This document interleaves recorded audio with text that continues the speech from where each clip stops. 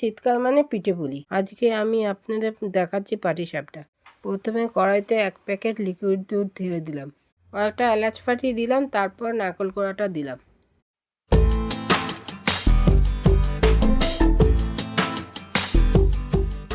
এখন দুধের মধ্যে পাটালি গুড় দিয়ে দিচ্ছি।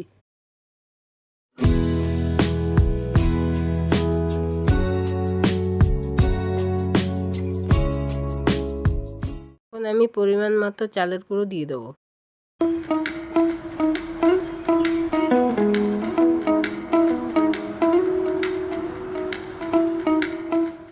দেখতে পাচ্ছ এবার পুরটা মাখা মাখা হয়ে গেছে, আমি এবার নামিয়ে নেব।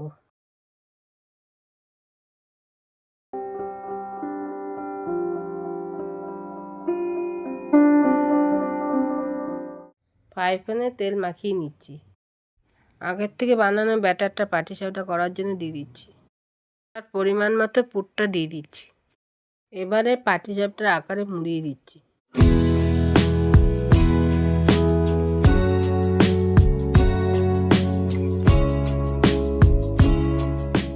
এখন তৈরি হয়ে গেল দারুণ স্বাদের পাটিসাপটা। তোমরা কারা কারা পাটিসাপটা খেতে পছন্দ করো তোমরা আমাকে জানিও।